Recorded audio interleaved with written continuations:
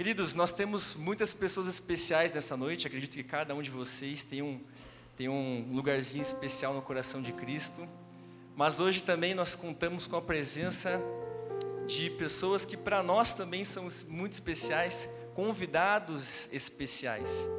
E nesse momento eu gostaria de perguntar a vocês se temos alguma visita, alguém que ainda não é adventista, que teve um convite especial e aceitou estar aqui esta noite. Eu gostaria que você levantasse a mão por gentileza. Nós temos um brinde especial. O Isaac pode ir até o seu banco. Ali, Isaac, nós temos ali à direita, à esquerda também. Mais alguém? Não fique com medo, pode levantar o seu braço. É um brinde muito especial. Maravilha, Deus abençoe. Agradecemos a presença de vocês. Estamos muito felizes por estar aqui conosco esta noite. E vamos continuar entoando a Cristo, entoando a Deus, mais um hino de louvor. Vamos cantar o hino Eu Te Amo, ó Deus. Fique de pé, cante com o seu coração, entregue esse louvor a Cristo.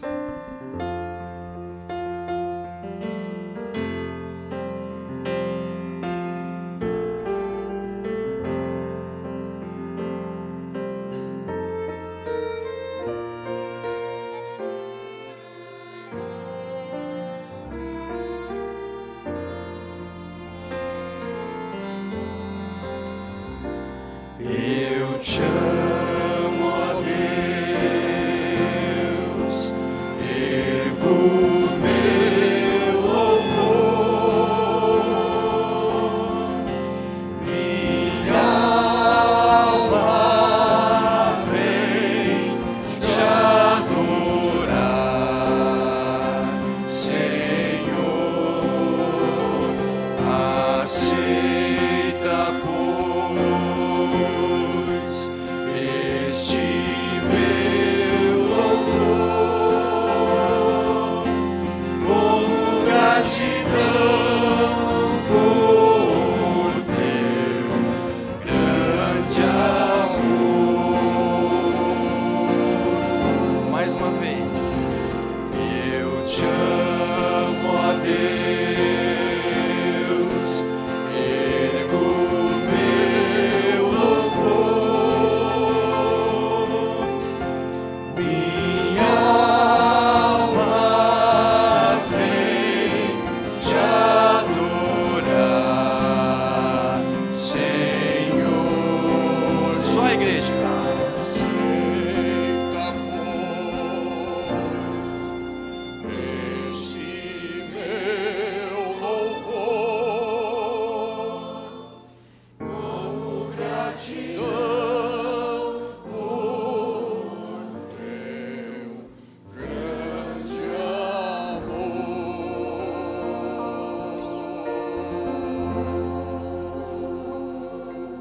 Amém. Amém?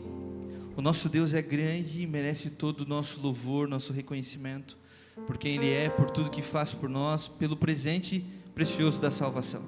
E nós vamos agradecer a Ele e pedir mais uma vez que o Espírito Santo fale ao nosso coração, através da mensagem. Feche os teus olhos. Querido e bom Deus, é uma alegria, Senhor, tão grande estar em Tua presença, podermos louvar o Teu nome, cantar, Senhor, da Tua grandeza, de como o Senhor é bom e de tantas bênçãos que tem derramado sobre nossa vida. Nós Te louvamos por poder iniciar a semana de uma forma tão bela na Tua casa, buscando a Tua palavra, e Te pedimos mais uma vez, Senhor, que o Teu santo e bom Espírito venha quebrantar o nosso coração, através da Tua palavra que será aberta, que sejamos, ó Pai, alimentados por Ti, que tomemos uma decisão ao lado de Jesus, e estejamos, ó Pai, mais preparados para encontrar contigo muito em breve. Mais uma vez Te pedimos, usa poderosamente o pastor Otacílio, ao trazer o pão do céu para nós, que esta mensagem fale diretamente ao nosso coração. Te pedimos em nome de Jesus, amém.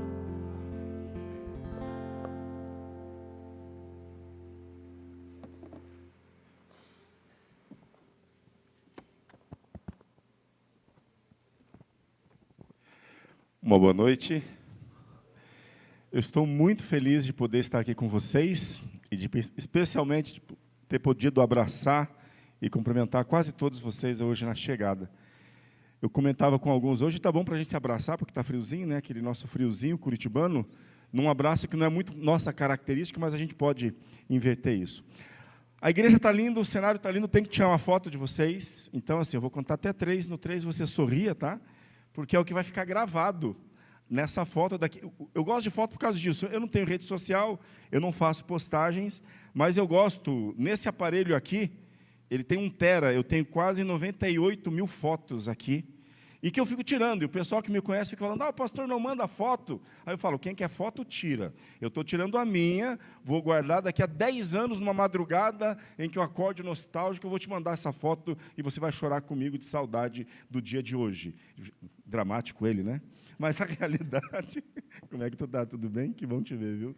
A realidade é a seguinte, eu quero deixar registrado esse momento, nessa foto, então eu vou contar até 3, e aí você olha para mim, tá? E a gente vai conversar um pouquinho sobre isso, inclusive. Vou tirar uma aqui, 1, 2, 3, uma aqui pegando o meu violonista ali, 1, 2, 3, e aqui, isso, pegando a nossa violoncelista, 1, 2, 3. Eu gosto de fotos porque elas eternizam momentos. Elas eternizam instantes. Eu sou da época das câmeras analógicas que, numa fração de segundo, o obturador abria e fechava e capturava aquele instante eternizando. Porque uma foto é justamente isso. Um instante que fica eternizado. Abrindo um parênteses. Eu posso falar aqui de baixo com vocês? Tranquilo para o pessoal que está lá no fundo? Eu me sinto mais à vontade, ficando mais próximo. Ali eu fico me sentindo um pouco distante, tá? Então, me perdoem se alguém, enfim, me permita continuar aqui. Então, eu sinto que é uma maneira que você tem de eternizar um instante. As fotos que você vê em um álbum, ou mesmo na rede social, são um instante de tempo que está eternizado.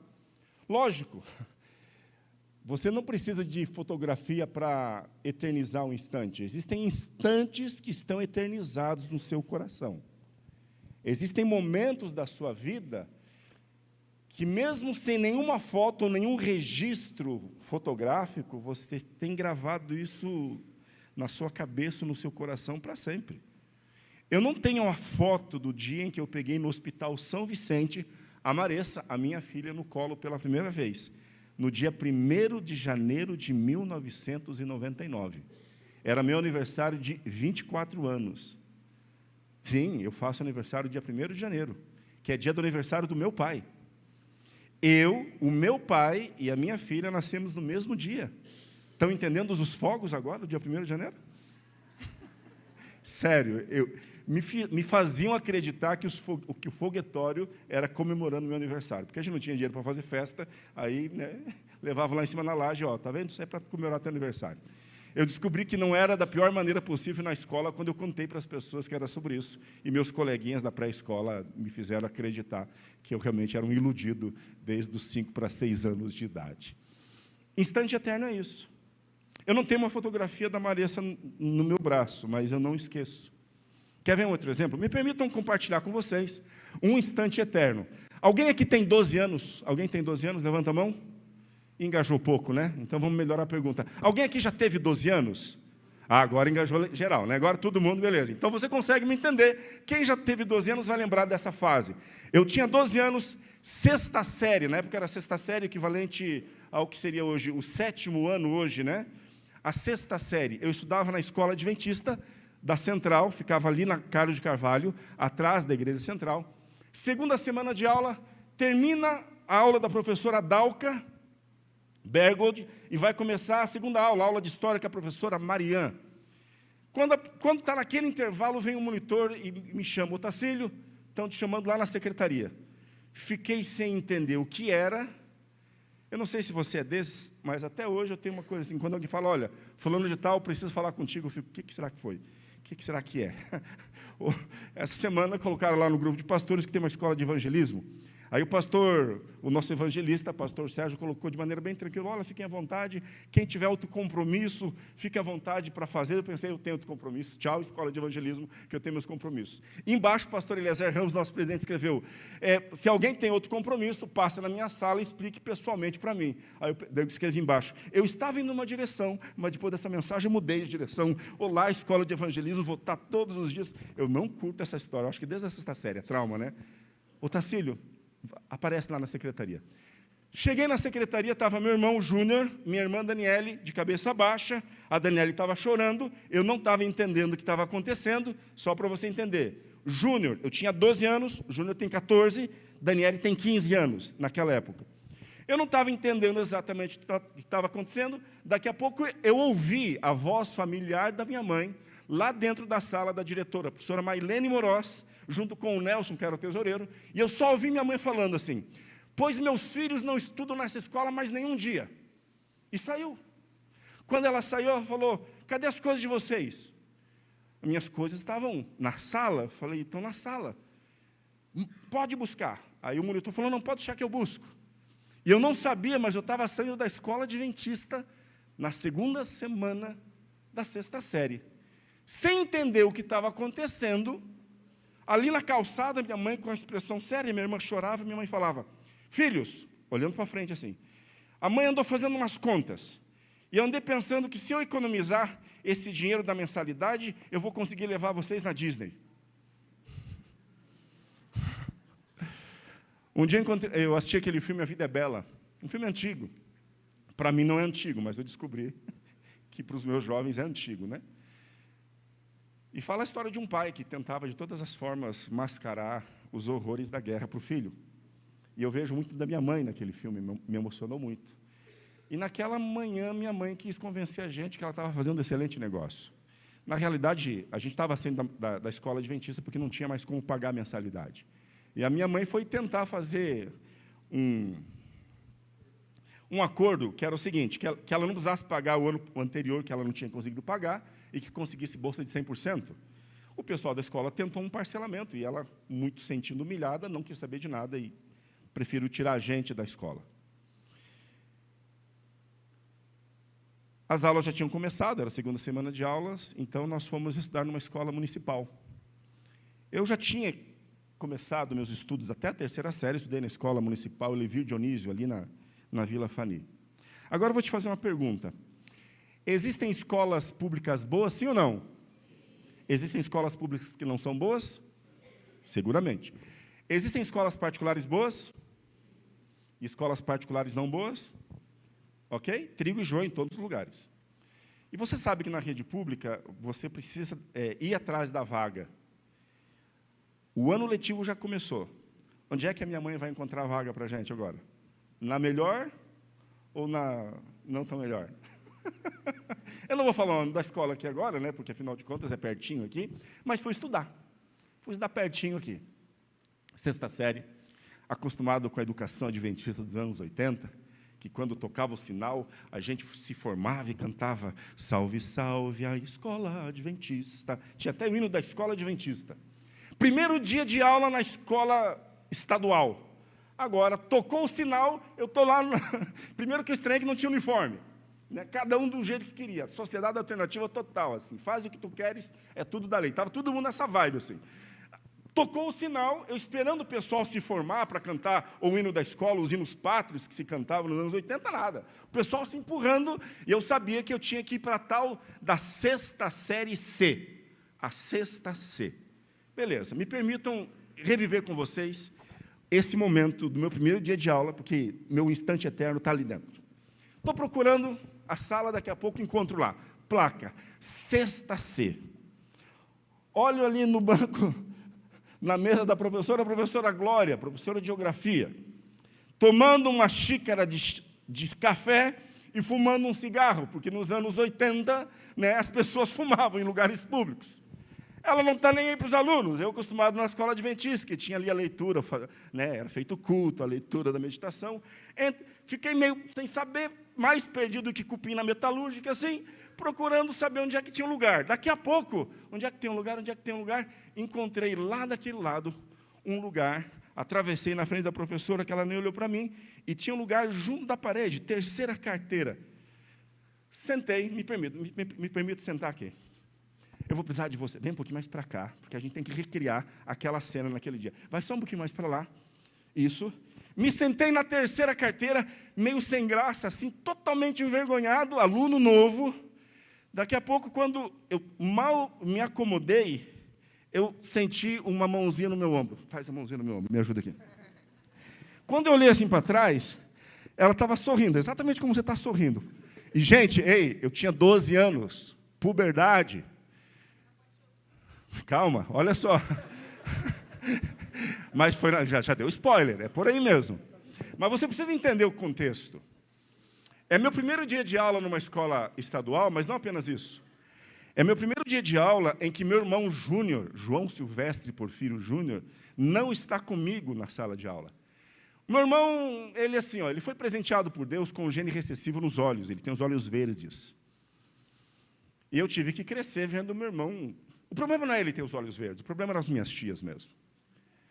Eu, o Júnior e a Daniele, era mais ou menos assim. As tias chegavam para o Júnior, ai, Júnior, que lindo esses olhos verdes, de onde é que eles vieram? Mas é muito lindo. Aí olhavam para a Daniele, cabelo liso, ai, mas a nossa princesa, ela fazia balé, a nossa bailarina. Aí olhavam para mim, pois é, Júnior. Então, assim, a minha mãe falava, tentava ajudar, dizendo, olha, existem dois tipos de beleza, beleza interior e a beleza exterior. Hashtag fica a dica. Né? Então, meu irmão, quando me espera na terceira série, ele rouba toda a atenção, porque todo mundo só queria conversar com ele. As meninas só queriam conversar com ele. Então, entenda, no meu contexto, uma menina, olhar para uma menina, ela está sorrindo, não rindo, é diferente, né? Ela está sorrindo para mim, já é uma coisa diferente. Só que a alegria de pobre, e a minha alegria de pobre durou pouco, porque ela fez uma pergunta que para mim sempre foi um pesadelo. Ela perguntou, qual é o seu nome? Terrível você perguntar isso. Qual é o seu nome para um Otacílio? Pergunte qual é o seu nome para um Lucas. Pergunta qual é o seu nome para um João, para um José, para um Rodrigo, para um Marcelo. Otacílio. Você não tem noção do que é ser Otacílio. Bom, alguns de vocês podem até rir. Alguns não têm muita moral para rir, não, tá? Alguns não têm moral. Se o teu nome não apareceu naquelas latinhas de Coca-Cola no passado, você tem um nome tão estranho quanto o meu. No máximo, de repente, na gengibirra, podiam fazer uma gengibirra, né? Com o nome Otacílio, Edervaldo, eu não vou, né, enfim. Por que era um pesadelo alguém perguntar meu nome? Porque sempre que eu falo Otacílio, Otalício, hortaliça, utensílio. Um dia eu ligo para o HSBC, na época que a gente não tinha aplicativo. Alô, tudo bem? Qual é o seu nome, por favor? Meu nome é Otacílio. Pois não, senhor Potacílio. Eu falei, não, Potacílio não, meu nome é Otacílio. Sim, compreendi, pode continuar, senhor Potacílio. Eu falei, não, aí não, né? Eu falei, moça, desculpe. E aí eu fiz uma coisa que você, quando o cliente faz, a pessoa sabe que ela passou do ponto, né? Eu falei, por favor, me diga seu nome. Como quem diz, né? Eu vou falar com o seu responsável. Aí, Lucimar, que bom que você está aqui, viu? Deus abençoe. Obrigado por você estar aqui mesmo. Mas Lucimar é legal. Melhor que o Otacílio. Aí, o que acontece? Quando eu perguntei qual o seu nome, ela me respondeu, meu nome é Delma. É diferente, mas não tanto quanto o Potacílio. E começou a rir. Eu fui lá no HSBC, na agência, para conhecer a tal Delma, a telefonista que me atendeu. Aí, quando eu fui conhecer ela, eu falei, olha, você me fez rir de mim mesmo. Enfim, a menina me perguntou o nome. E aí eu tive que responder, né? Meu nome é Otacílio. Aí, agora que eu vou apaixonar. Aí ela assim, que diferente, que bonito, pronto. Ela sorriu para mim e me aceitou como sou, chamado Otacílio. Eu já imaginei. João Silvestre Porfírio, o nome do meu pai, e Maria do Perpétuo Socorro Pereira Marçal Santos André Porfírio, o nome da minha mãe. E os pais da Cristiane, que era o nome dela, tenho o prazer de convidá-los para o enlace matrimonial dos seus filhos, Otacílio e Cristiane. Gente, estava tudo desenhado, estava tudo simples, mas porque a alegria do pobre dura pouco. Daqui a pouco a Cristiane, a minha futura esposa, olha para a porta e ela para de sorrir. E quando eu olho para a porta, eu vi aos 12 anos eu tive uma visão dos 3, não dos 4, mas de 3 cavaleiros do Apocalipse ali. Que era o Alexandre, veio assim, fortinho assim, sabe, né? Normalmente, fortinho, peito de pombo assim, já me olhando, bravo, Alexandre Magno, nunca vou esquecer esse nome. Tipo Carlos Drummond de Andrade, né? No meio do caminho tinha uma pedra, nunca me esquecerei desse acontecimento na vida das minhas retinas tão fatigadas. Nunca me esquecerei que naquela porta tinha um Alexandre Magno, um outro Alexandre, com uma correntona assim, estufadão, também me olhando, todo mundo estava me olhando, de repente, do nada. E um terceiro mais molão, assim, que eu não lembro o nome. Mas por que me marcou Alexandre Magno, o segundo Alexandre? Porque Alexandre Magno chegou e falou, sai daí que esse lugar não é teu, vai para o fundo. E o segundo chegou e a Cris, a minha Cris, olhou para ele e falou, oi, bem. Ele era namorado da Cris, a minha Cris. Atordoado que eu estava, coração partido, me levantei, e o Alexandre Magno falou uma coisa que eu nunca vou me esquecer também. Ele falou, na saída a gente te pega. Meu lado otimista pensou, me pega, na escola adventista, pegar é assim, te peguei, pronto, mãe pega, né? Peguei. Mas não era isso, eu estava na escola estadual, lá na Vila Fani. E eu fui caminhando as quadras para minha casa, assim, recebendo uma ajuda, assim, né? Ele foi apanhando, assim, era pesada nas costas e tudo mais, eu chorando, e pensando, não, eu sou adventista, não posso brigar. Posso apanhar, mas não posso brigar e tudo mais. Minha irmã chorando, pedindo para eles pararem, e meu irmão Júnior rindo. Eu não entendo por que existem irmãos mais velhos assim, né? Eu sei que quando cheguei em casa, cheguei chorando, e falei, eu não quero mais ir para a Disney, eu quero voltar para a escola adventista.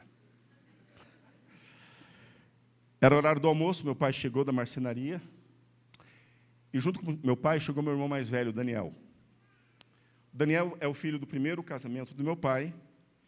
E quando ele vê eu chorando, meu pai não perguntou a razão, mas meu irmão perguntou o que aconteceu. Aí a Daniela contou, ele apanhou na escola e falaram que amanhã vão pegar ele de novo. Quando eles cansaram de me bater, foi isso que eles falaram. Amanhã a gente vai estar te esperando. Na escola estadual eu descobri o poder da palavra de homens, porque eles cumpriram, me falaram que ia pegar na saída, pegaram. Quando eles me falaram que no dia seguinte eles estariam me esperando, eu não tinha razão nenhuma para duvidar. Aí meu irmão, quando ele ouviu isso, ele só chegou em mim, ele colocou a mão no meu ombro e falou, fica tranquilo, amanhã eu vou te levar na escola. Preciso explicar o contexto. Esse meu irmão mais velho, na época, tinha 19 anos, ele era bicampeão brasileiro de capoeira. Meu irmão fez as primeiras lutas de Vale Tudo aqui, ali no ginásio, na Praça Oswaldo Cruz, com o pessoal da academia Chutebox. Rafael Cordeiro, que é o treinador desses Anderson Silva, Vanderlei Silva, esse pessoal todo, foi o cara que fez a primeira luta de Vale Tudo, da Mixed Martial Arts, com o meu irmão. Era capoeira contra chutebox. Houve uma época aí, no mundo secularizado, que os caras vinham se quebrando nas festas. Minha família não é da igreja. Aí os 2 mestres decidiram fazer um encontro para eles brigarem, então, dentro do ringue, em vez de ficar brigando. Meu irmão fazia parte disso. E tem mais do que isso. Como meu pai era alcoólatra, era violento, o meu irmão, por ser o mais velho, foi o primeiro de casa, e ele começou a aprender academia para apanhar menos do meu pai. E quando meu irmão tinha 16 para 17 anos, pela primeira vez, meu pai foi bater nele, e ele não deixou meu pai bater. E aí ele começou a ser a pessoa que, quando meu pai bebia, confrontava meu pai, para o meu pai não bater na gente, para não quebrar as coisas em casa. Então, sim, eu não tenho alegria de falar isso, mas faz parte da minha história. O fato é que eu cresci com medo do meu pai, e em determinado momento era o meu irmão mais velho que me dava senso de segurança. Por isso que, sim, quando o Daniel chegou e falou para mim, fica tranquilo que amanhã eu te levo na escola, eu fiquei tranquilo, porque eu tinha certeza que, sim, ele não ia deixar acontecer nada comigo. Manhã seguinte, meu pai tinha um Opala 250S, essas coisas, né? A gente que é daquela geração, por que ele vendeu aquele carro, né? Se eu tivesse esse Opala, hoje dava para construir metade de uma igreja, hein? Chegamos na frente da escola, os meninos estavam lá, e agora vem o instante eterno. Meu irmão fala assim, ó, ele parou o carro do outro lado, ele falou, eu vou aí pegar você, eu vou abrir a porta para você, e você vai do meu lado, a gente vai atravessar a rua. Vem cá você. Uhum. Agora você vai ser eu. Qual a tua idade? 10. Com 12 eu era um pouco menor que você, mais magro, mas a cabeça era do mesmo tamanho, era mais ou menos assim, entendeu? Meu irmão chegou, colocou a mão no meu ombro e falou, ele só falou assim, não olha para baixo, pode olhar para eles, fica tranquilo. E ele ficou segurando aqui aquela mão firme para dar segurança. E a gente chegou, quando a gente chegou lá, meu irmão era conhecido ali na Vila Fali. Os meninos olharam para ele e falaram, Daniel, meu irmão é do primeiro casamento, ele não é nada parecido comigo fisicamente, mas ele era conhecido na vila. Daniel, tudo bem? A resposta dele, não está nada bem. Esse é meu irmão, Otacílio, e ontem aconteceu uma coisa que deixou meu irmão triste. E quando meu irmão fica triste, eu fico triste. E quando eu fico triste, coisas tristes acontecem. Uau!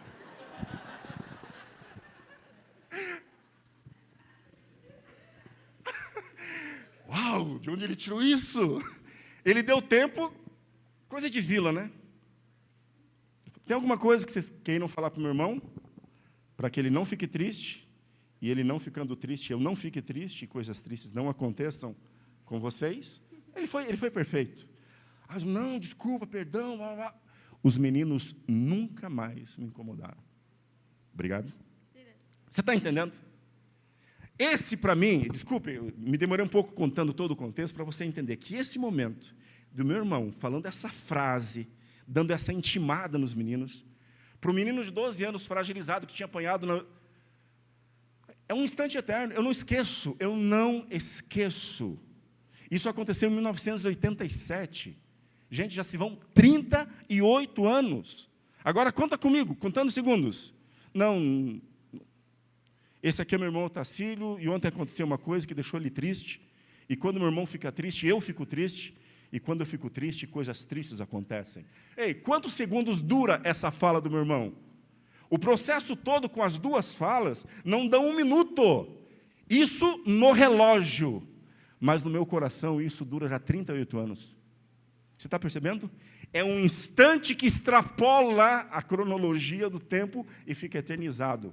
É um instante no meu coração. Essa é um dos meus instantes. Eu tenho alguns instantes eternizados no meu coração. Pensa em você. Eu tenho certeza que se eu pegasse esse microfone, a gente tivesse todo o tempo do mundo, eu pegasse o microfone e pedisse que cada um contasse uma história de um instante eterno, todos nós temos.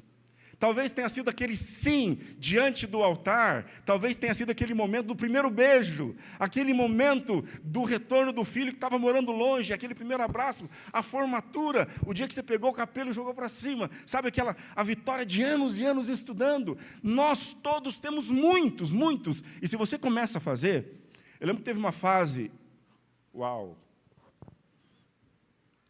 quantas vezes, Kelly, eu estava andando lá na Universidade Positivo e fiz uma ligação, estava conversando com a Kelly, eu era pastor no JuVV, e ela me fez uma ilustração que a vida era como uma pizza e que existiam várias fatias e que a gente tinha que... Aquela história da pizza eu levo comigo até hoje, eu conto para todo mundo, eu conto da Kelly, você não tem noção do quanto você é mencionada. E eu estava passando uma fase em que tinha algumas fatias muito complexas e estava muito difícil. E aí eu comecei a lembrar de Jeremias, que diz, né? Jeremias funciona assim. Jeremias é um livro em que ele vê a destruição do povo, e ele começa a simplesmente relatar a destruição de Jerusalém.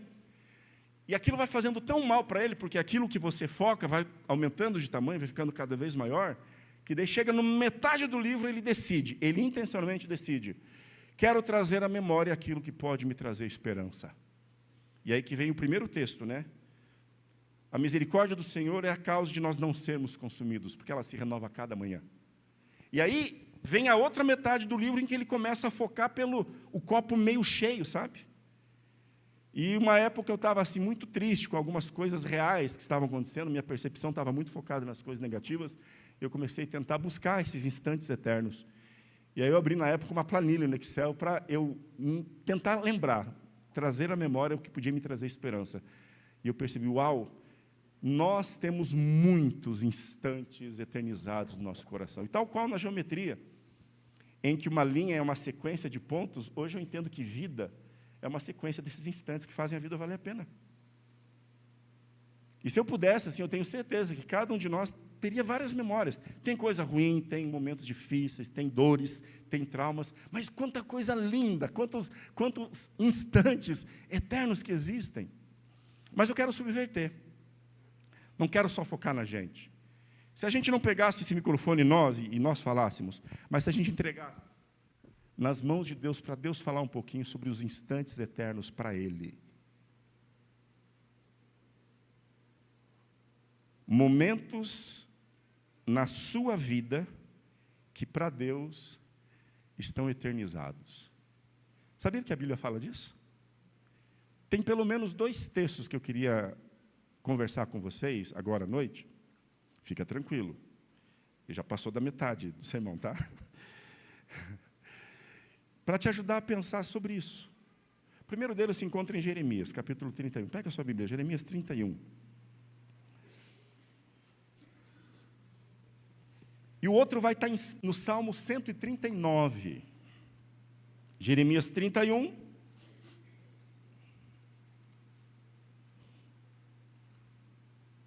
Salmo 139. Eu vou falar de 3 instantes eternos para Deus, tá bom?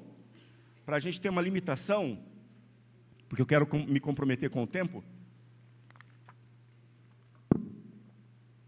Mesmo porque eu vi, deixa eu contar um segredo para vocês. Eu vi que lá embaixo tem lanche. E aí me falaram que nas semanas vocês têm lanche. Uau! Então, ok, que ao eu falar isso, você acabou de me olhar como um obstáculo. Eu sou o último obstáculo entre você e o lanche. Eu prometo ser breve, mas tem um lanche te esperando, tá bom? Então, suporta, confirme, ser fiel até o final do culto e você vai ter um lanche lá embaixo. Vamos lá? 3 instantes eternos, para a gente poder limitar o escopo do diálogo. Mas a gente poderia falar de muitos outros, tá? Primeiro instante, na verdade, não chega a ser um instante, mas é a base de todos eles, que se encontra em Jeremias, no capítulo 31, verso 3, onde nós lemos, é um texto conhecido: de longe se me deixou ver o Senhor, dizendo, com amor eterno eu te amei, por isso com benignidade eu te atraí. Olha aqui para mim, por favor. Olha para mim e me responda uma coisa. Deus te ama sim ou não? Desde quando? Desde quando você nasceu? Antes. Desde quando deu positivo o teste de gravidez da sua gestação? Antes. Desde quando? Desde sempre. É difícil a gente entender esse conceito de eternidade. E o que a gente pode fazer é aceitar o que Deus está dizendo. Com amor eterno eu te amei. Se eu pudesse ilustrar de alguma forma, eu diria o seguinte: se existisse um DeLorean voador do De Volta para o Futuro, ou a cabine telefônica do Dr. Who, e a gente pudesse viajar no tempo, não importa o quanto você voltasse dentro da eternidade passada, não há um momento em que você vai encontrar Deus sem que Deus tenha dentro dele um amor por você. Então imagina que a gente tivesse uma máquina do tempo e voltasse 1.000, milhões, bilhões de anos no passado. Deus é eterno. Então a gente pode falar em bilhões de anos no passado. Você chega, você encontra Deus, Deus ama você, e você nem existe ainda. Deus ama você. Então sim, não existe um instante eterno em que Deus começa a te amar. O amor de Deus por você sempre esteve lá. Mas sim, esse amor que sempre esteve lá, em algum momento da eternidade passada, vai gerar um primeiro instante envolvendo você. E esse primeiro instante, ele está lindamente descrito no Salmo 139. É o meu salmo preferido. Eu peço que você o abra ali. É o segundo e último texto que a gente vai ler. Salmo 139.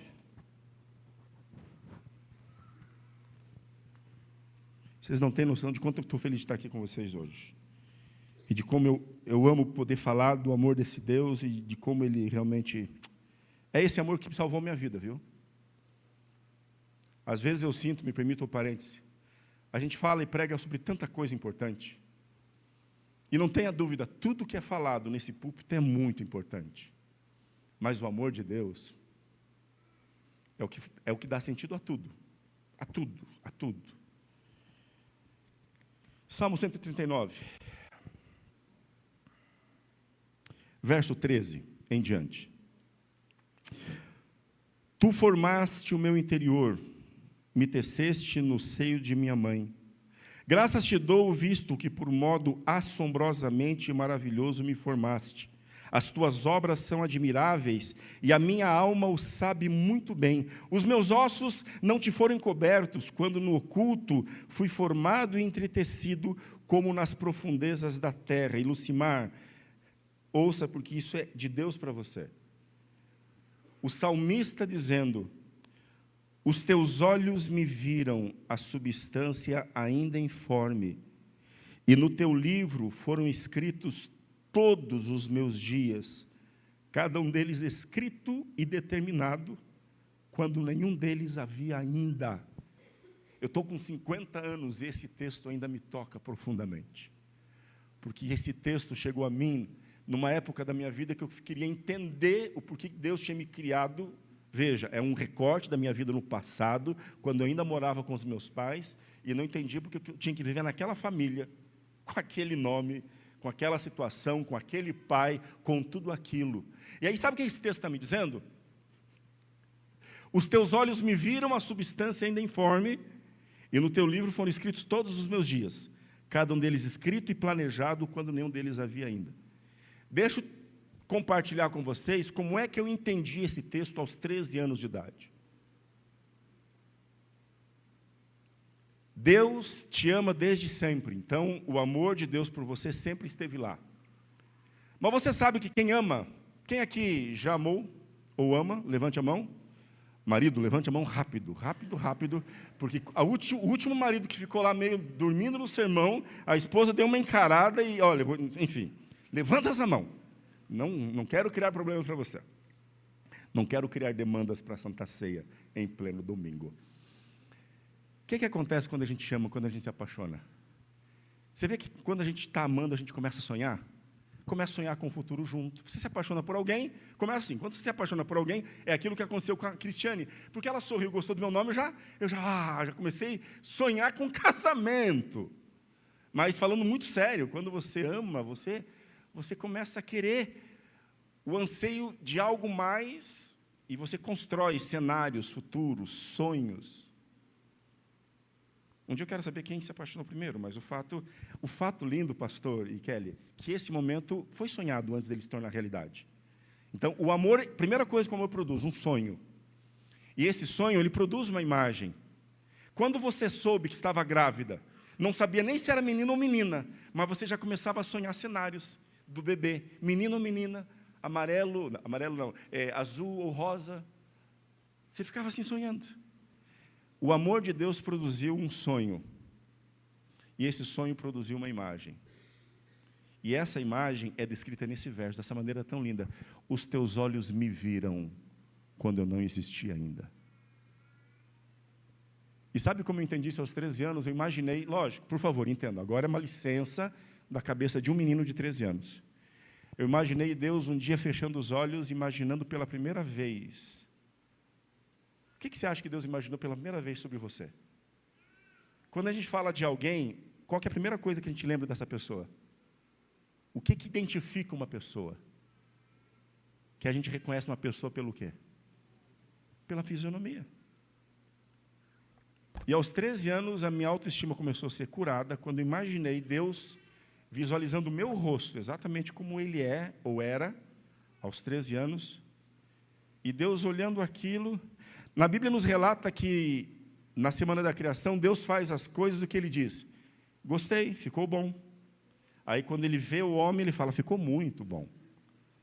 E com 13 anos, eu imaginei Deus me visualizando, porque ele me amava, ele me visualizou, e ele pensou, vai ficar muito bom. Gostei. Essa vida vale a pena ser planejada. E aí Deus pegou o livro.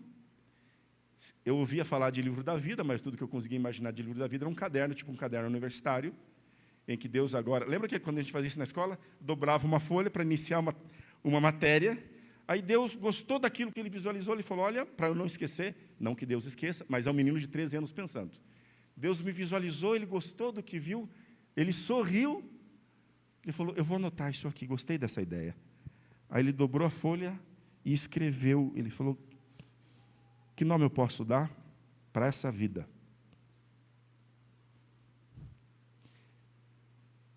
Pode não significar nada para você, mas significou muito para mim. Quando eu imaginei que foi Deus que pensou no Otacílio, ele falou, vai ser esse nome. Daí Deus escreve, Otacílio. E ali ele começou a planejar a minha vida. Eu não estou dando exatidão teológica, não estou querendo requerer e chamar para mim exatidão teológica desse momento. Eu estou compartilhando com vocês como eu imaginei esse momento. E como isso, pela primeira vez, nos meus 13 anos, fez eu começar a ter paz comigo mesmo. Porque eu pensei, se Deus me imaginou e Deus me fez, é porque Ele achou que valia a pena. E aí eu comecei a me olhar no espelho de uma outra forma.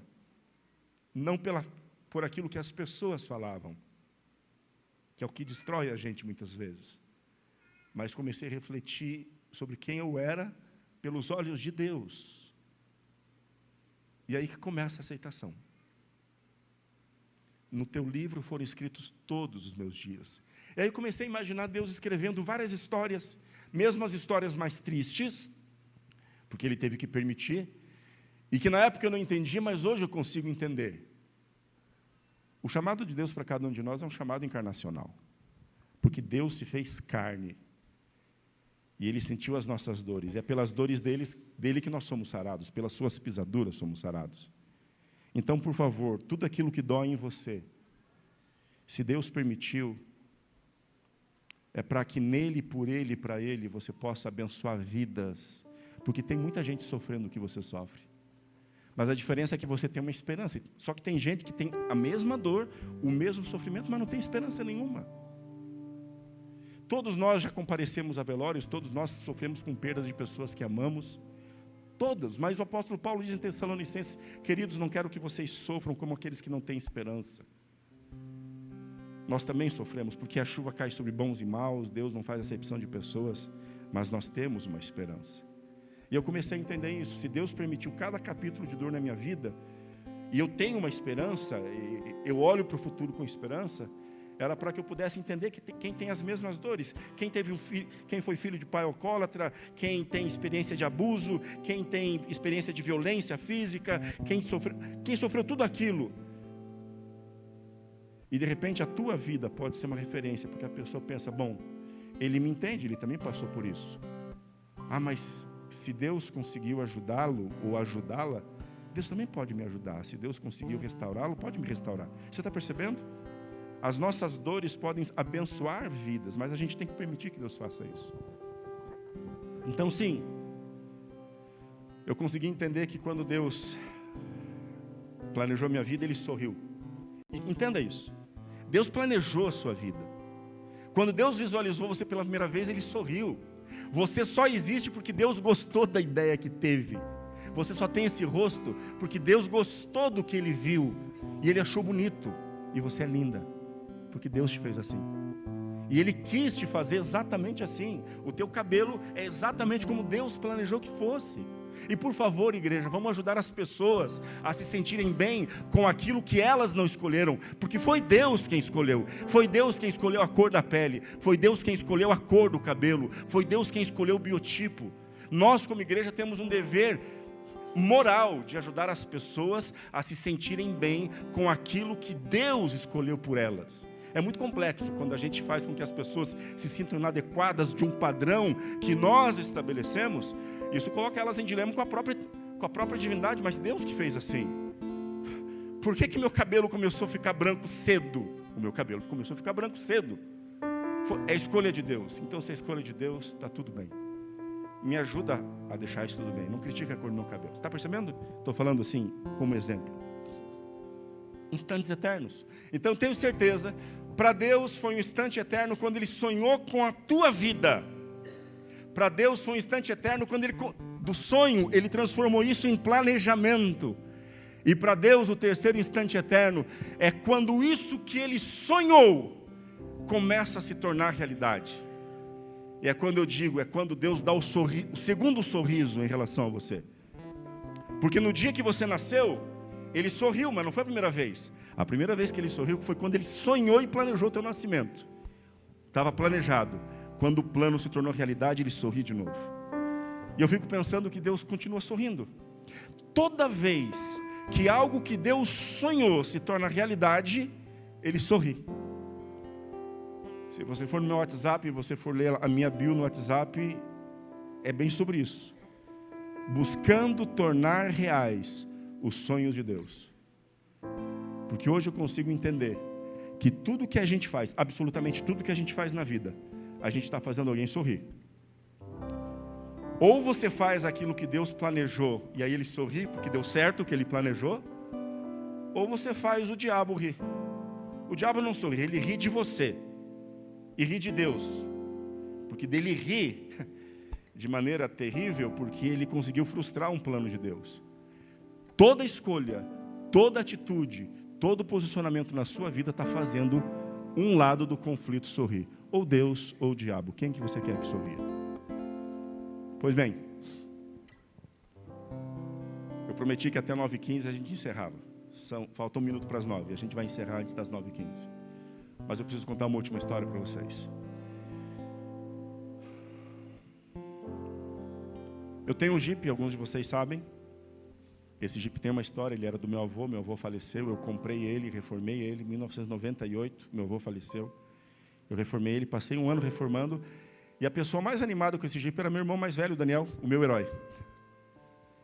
Ele tanto era animado com isso, que quando o Jeep ficou pronto, a primeira pessoa que eu quis que visse esse Jeep era ele. Ele trabalhava ali na João Negrão, box 8, e também dava aula numa academia nessa época. Fui levar o Jeep para ele ver. Ele ficou todo animado. Ele falou, Tassinho, que é assim que eu sou chamado na família, final de semana agora vamos fazer um passeio com a Cimei, com a Sasha, com as crianças. Eu falei, Dani, não dá, eu tenho um compromisso da igreja, tenho um campuri. Era novembro de 1999, 1 ano depois. Falei, mas depois, quando eu voltar, fica tranquilo, a gente marca para a gente fazer esse passeio. Fui para o Campuri, na época eu era pastor no Bom Retiro, Clube Peacemakers. Voltei no Campuri na terça-feira, dia 17 de novembro de 1999. Estou lá no meu escritório, toco o telefone, Geraldinho, amigo ali da Vila Fani. Tacílio, cara, é o seguinte, acabei de passar ali na esquina. Hoje cedo eu participei da corrida da Polícia Militar. E o circuito foi bem interessante, porque saiu ali da frente do batalhão da Polícia Militar, entrou lá na frente da Comendador Franco, daí pegou a Rebouças e entrou na João Negrão. E eu passei correndo em frente ao lugar que o meu irmão trabalhava. Aí foi na João Negrão até ali o Carrefour, quando pega a Marechal Floriano. E eu comecei a correr o caminho que o meu irmão estava fazendo na manhã daquele dia 17 de novembro. Na Marechal Floriano, na esquina com a Kennedy, uma pessoa fez um retorno ali que não podia e pegou meu irmão que estava andando de moto. Ele voou e bateu a cabeça de capacete num poste, que não está mais lá. Quando o Geraldo falou isso, eu falei, como é que ele está? Ele falou, cara, não sei, ele estava desacordado, o SEAT levou ele. Diz que levaram ele para o Cajuru. Eu voei para o Cajuru. Cheguei no Cajuru, fiquei esperando, em credencial você tem acesso.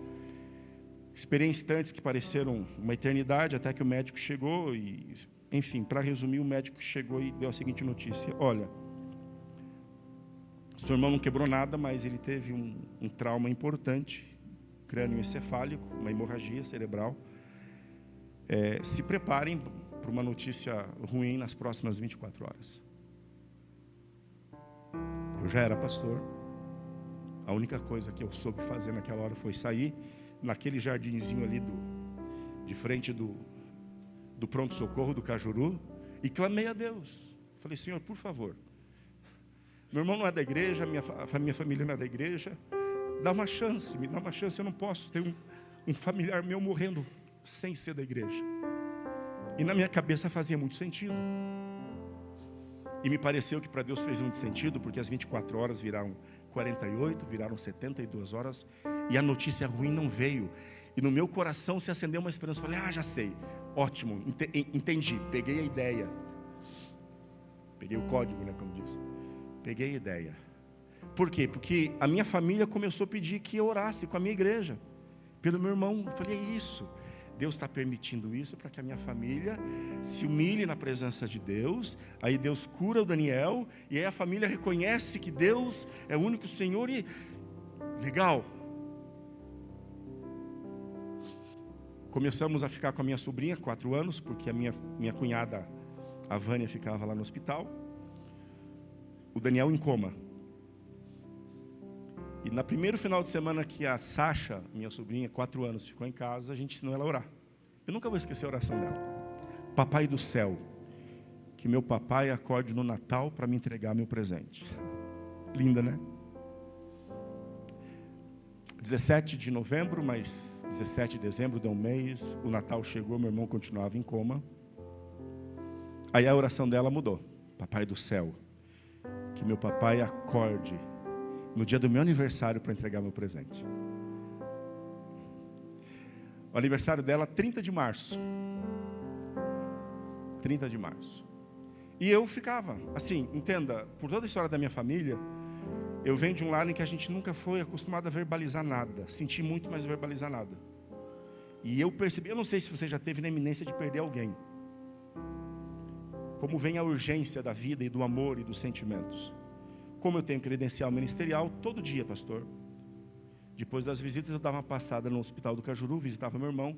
Levei um radinho, tinha rádio Novo Tempo, deixava ele escutando, porque na minha cabeça a médica tinha falado que era importante conversa, porque existem níveis de coma e você nunca sabe o quanto a pessoa está ouvindo. Meu irmão não reagia, mas ele podia estar ouvindo. Então eu pensava, bom, ele está ouvindo tudo.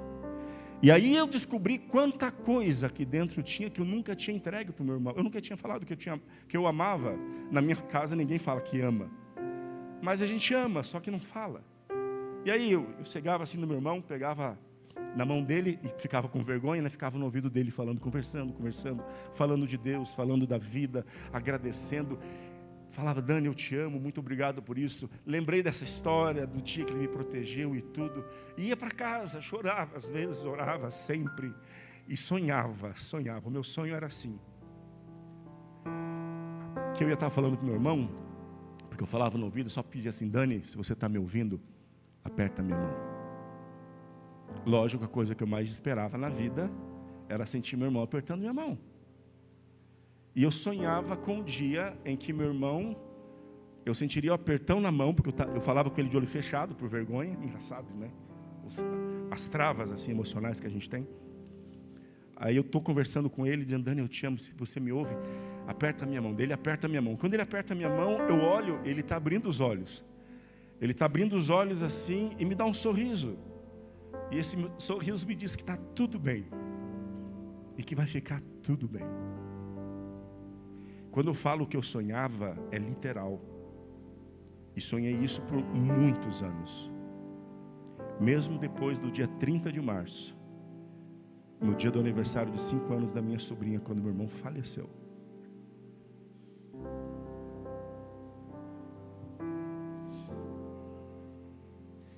Eu amo a Deus e sou muito grato, porque um dia Ele vai me ajudar a entender. Por quê? Eu cheguei a falar para Deus, mas Senhor, ela só pedia que ele acordasse no aniversário. Ele podia ter morrido então um dia antes, um dia depois, mas no aniversário. O diabo fez bastante trabalho nessa época para tentar me afastar de Deus e fazer com que eu ficasse chateado com Deus. Mas eu nunca vou ficar chateado com Deus, Ele me salvou. O filho dele morreu, não é só meu irmão que morreu. Jesus morreu por mim. Isso ajuda a gente a equilibrar as coisas. Mas a dor é inevitável. E vou dizer uma coisa para vocês. Com a morte do meu irmão, eu tomei 2 decisões muito claras na minha vida. A primeira delas, falar. Muitos de vocês me conheceram falando já. Então eu falo, eu elogio, eu abraço. Não porque eu tenha sido abraçado. Hoje algumas pessoas falam, é bom o frio para a gente poder abraçar. Eu não recebi abraço do meu pai. Eu nunca recebi abraço da minha mãe. Tem as dores dela. Eu não venho de um lar afetuoso. Mas eu sei o que é ter sede de amor e não ter esse amor. Então, quando eu abraço, é por entender que muitos de nós a gente não se sente confortável. É porque a gente não aprendeu. Mas é que eu sei que é importante. Então eu falo, eu elogio. Aprendi que a gente tem que elogiar em público para não parecer assédio e confrontar no particular. Mas eu sou de falar quando eu gosto, eu sou de agradecer. Ju, todo o carinho que eu tenho por você tem uma história. Primeiro porque eu realmente tenho um carinho por você. Mas tem uma história. Nenhum de nós chega vazio, né? Então eu decidi, eu nunca vou guardar mais nada, porque eu não sei se meu irmão ouviu alguma coisa. Porque ele nunca apertou a minha mão. E a minha dor era essa. Poxa, tanta vida, tive tanto tempo de falar, de entregar, de viver, e eu não andei de jipe com ele. Hoje eu tenho uma moto por causa do meu irmão. Foi uma tentativa minha de tentar continuar a vida que ele gostava. Ele amava andar de moto. Eu nunca tinha andado de moto, eu nem gostava. Mas por causa dele eu comprei uma moto. Hoje eu tenho duas, eu viajei já na América do Sul. E sempre em memória do meu irmão, o meu herói. E a segunda decisão que eu tomei, e essa para mim é a mais importante. Eu sei a dor de você falar, se declarar e não saber se o outro lado está entendendo, se está ouvindo, a minha maior dor. Eu falei de Jesus, veja, eu acredito, a minha fé me leva na direção de acreditar que meu irmão teve tempo de se acertar com Deus. Então, eu vivo na esperança que vou encontrá-lo no céu. Meu irmão foi o ladrão na cruz, que lá no meio do coma dele se acertou com Deus. Mas a minha mente cartesiana matemática não me dá nenhuma evidência que ele realmente ouviu, porque ele nunca apertou minha mão. Então, eu vivo pela fé. Não tenho convicção baseado em evidências empíricas, não tenho. E eu sei como é difícil viver nessa dúvida. Então, eu tomei uma decisão naquele dia do sepultamento do meu irmão. No que dependesse de mim, Deus nunca teria dúvidas de que eu estou ouvindo. Eu sempre que possível apertaria a mão dele. Porque Deus continuamente está me dizendo que me ama. Deus continuamente está dizendo que ama você. A pergunta é, será que a gente está dando resposta? Ou ele está ali pedindo que a gente aperte a mão dele e a gente simplesmente... Então preciso fazer 3 perguntas para você nessa noite. Primeira pergunta, dentro do nosso diálogo nessa noite, você consegue reconhecer que você é amado por Deus? Segunda pergunta, você consegue reconhecer que sim, Deus tem um plano para a tua vida, Ele sonhou você, Ele planejou você, e você está vivendo e pode viver a realidade do sonho de Deus? Você consegue reconhecer que tem um plano de Deus para a sua vida? Amém. A terceira pergunta não envolve levantar a mão. É uma resposta dentro do seu coração. O que você pretende fazer desse amor?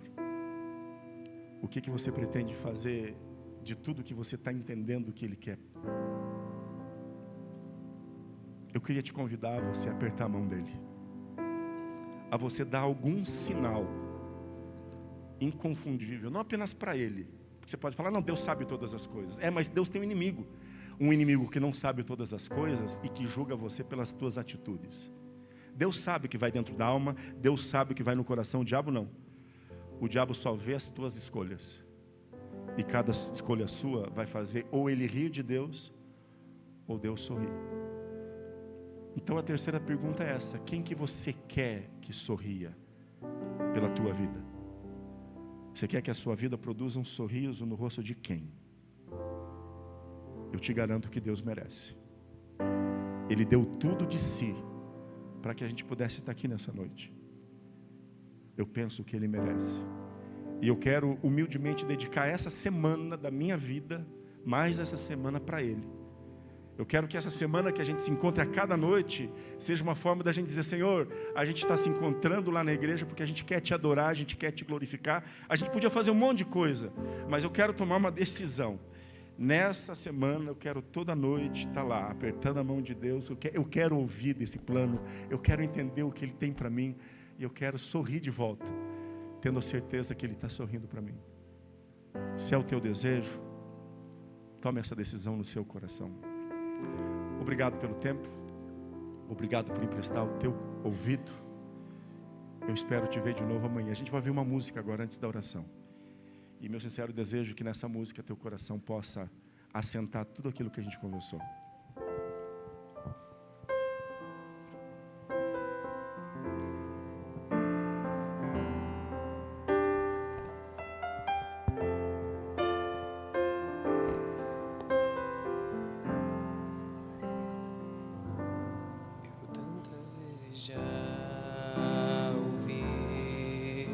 Dos teus feitos, teus milagres, a história do teu povo fiel, das tuas curas incontáveis, de como o mar vermelho se abriu e como foi que o morto ressurgiu, de como o azeite não acabou e como o leproso se curou. Consigo até imaginar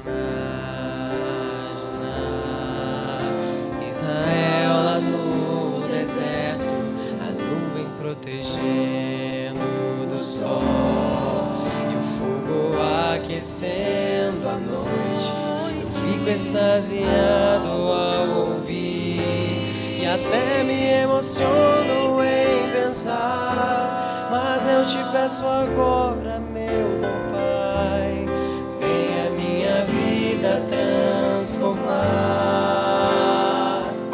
Tu és o Senhor da vida, de tudo as ondas obedecem teu mandar. Tu és tão poderoso, grandioso, os ventos te obedecem sem hesitar. Seria muito te pedir em minha vida atuar. Neste momento vem, Senhor, minha tempestade acalmar.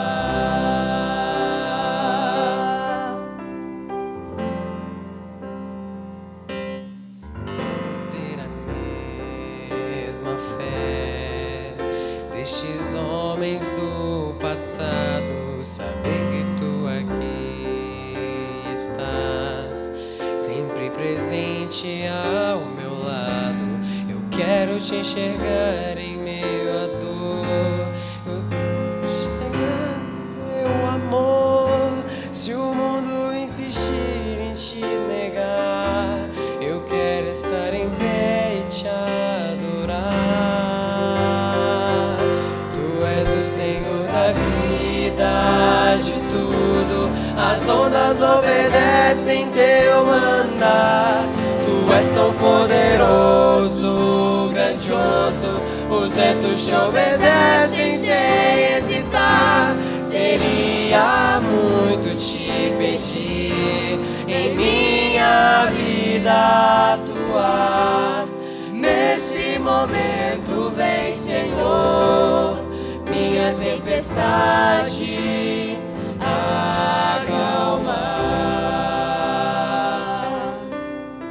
Senhor da vida, meu bom Pai, Senhor de tudo, vem me tocar. Senhor da vida, meu bom Pai, Senhor de tudo, vem me tocar.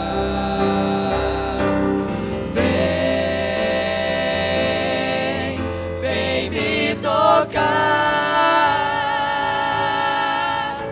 Tu és o Senhor da vida, de tudo as ondas obedecem teu mandar.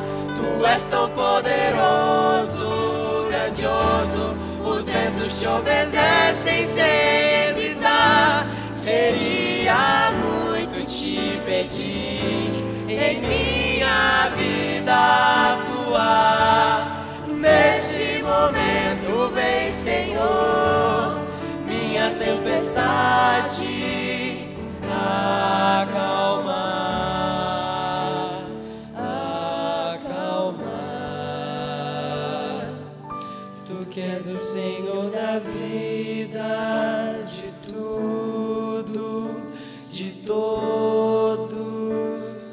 Vem ser meu Senhor também.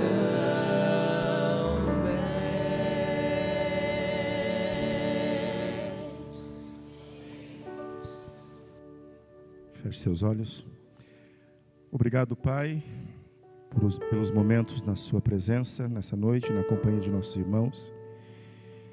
E ao nos despedirmos desse culto, queremos te pedir apenas que o Senhor nos revele continuamente o teu amor, a tua graça, os teus planos, que o Senhor possa nos revelar o sorriso que o Senhor deu quando sonhou com a vida que poderíamos ter ao teu lado, e que esta vida ao teu lado seja a nossa busca, que te fazer sorrir seja o nosso alvo. Obrigado, Pai, pela certeza do teu amor, pela graça de Jesus e pela comunhão do Santo Espírito. A gente te agradece pelos momentos de confraternização que teremos e pedimos que o Senhor aceite a nossa gratidão pelo alimento que vamos dividir e aceite a nossa alegria como forma de celebrarmos o teu amor e a tua graça. Por Jesus. Amém.